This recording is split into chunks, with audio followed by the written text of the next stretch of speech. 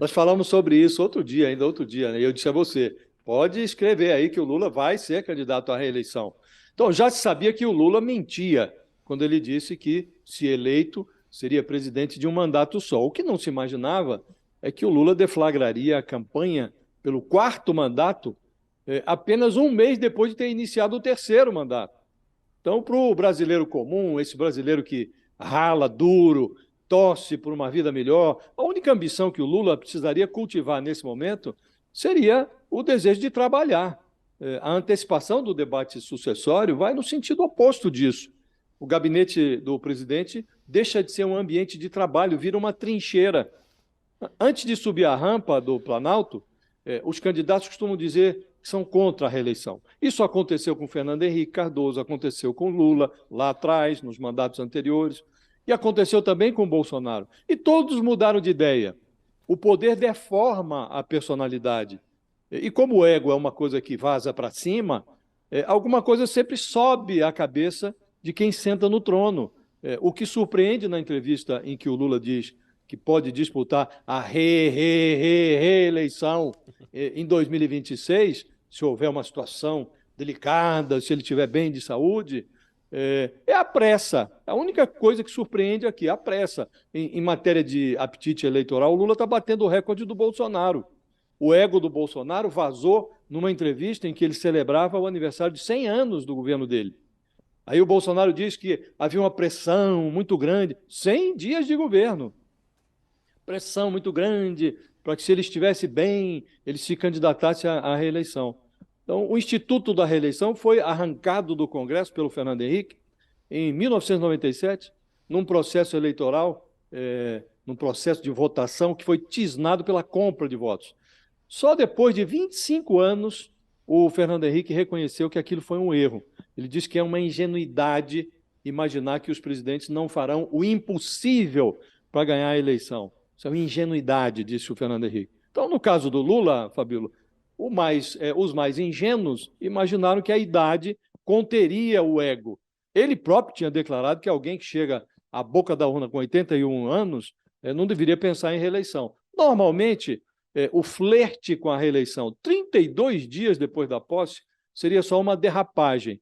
O deslize vira uma estupidez quando um político, com a experiência do Lula, rasga o discurso pacificador que ele fez na posse, chama os adversários para a briga antes da hora e reduz aquela frente ampla a um projeto individual. Então, não se compreende por que o Lula faz isso com tanta experiência. A meu juízo, é estupidez.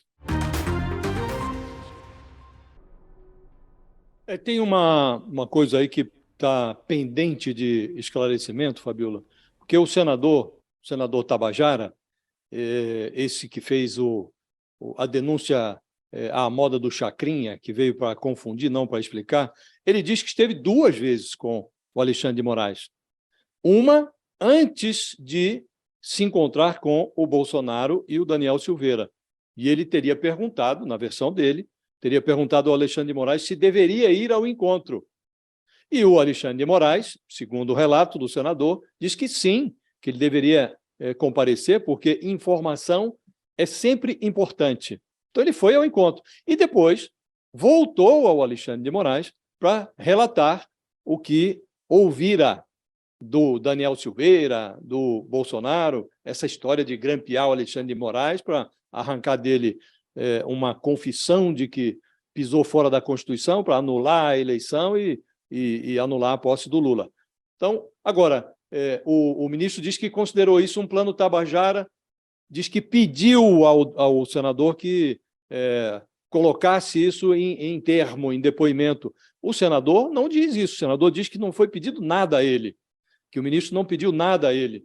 Inclusive, dá a impressão, a certa altura, de que parte do golpe do senador Tabajara é envolver o Alexandre de Moraes num script em que ele se abstém de tomar providências, depois de tomar conhecimento dessa tentativa de golpe, e seria, portanto, um juiz relapso, prevaricador, e ensejaria um pedido para que ele fosse excluído das investigações que envolvem o Bolsonaro. Então, o ministro não fica bem ele dizer que foi uma operação Tabajara. Isso era para chamar a polícia e mandar prender esse senador.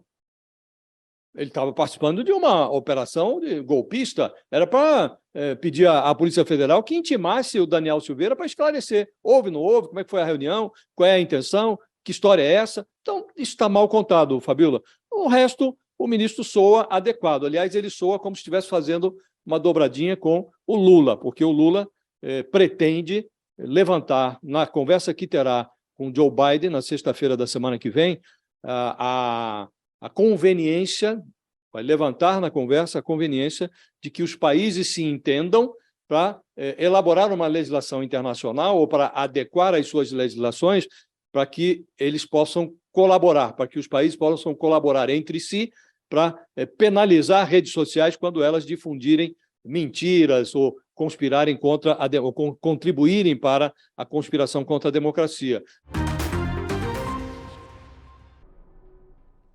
Ele está encrencado, né? Então ele está fugindo da realidade. A coragem do Bolsonaro, Fabiola, ela vai se revelando uma qualidade muito estranha. E a valentia dele falta exatamente no momento em que ele parece estar mais apavorado. Imaginou-se que o espetáculo mais constrangedor da presidência do Bolsonaro seria o golpe que ele tentou executar quando o eleitor o retirou do palco. Mas a gente verifica agora que há mais e pior. Depois de passar 4 anos fugindo da realidade, o Bolsonaro agora se prepara para fugir da polícia. Então, por enquanto, o Bolsonaro está se fingindo de turista nos Estados Unidos. E ele insinua que pode requerer agora a cidadania italiana. É muito interessante a resposta dele, né? Foi uma pergunta lá de uma jornalista do Corriere della Sera, um jornal italiano. Ela perguntou se ele vai requerer a cidadania. Ele diz que sou italiano, eu sou italiano, meu nome é Bolsonaro, meus avós eram de Pádua, então, pela lei do seu país, eu sou italiano. E aí ele diz que, com pouquíssima burocracia, ele teria plena cidadania. Os filhos já pediram. O Flávio Bolsonaro e o Eduardo Bolsonaro já requereram a cidadania italiana. Então, na terra do pateta, o Bolsonaro não poderia ter soado mais patético. Há 3 décadas na política, ele declara frequentemente o seu amor ao país. O amor é tão grande que ele se casou com a pátria brasileira e foi morar no déficit público, levou junto a família inteira. O Bolsonaro passou os últimos 4 anos repetindo o bordão Brasil acima de tudo, Deus acima de todos. Agora, no instante em que ele começa a roçar as grades da cadeia, o Bolsonaro se diz italiano. Não é mais brasileiro, aquele orgulho de ser brasileiro está atenuado. Então, o Judiciário, a Polícia Federal, as autoridades brasileiras precisam correr para evitar que o Bolsonaro busque um refúgio atrás de um passaporte italiano. Qual?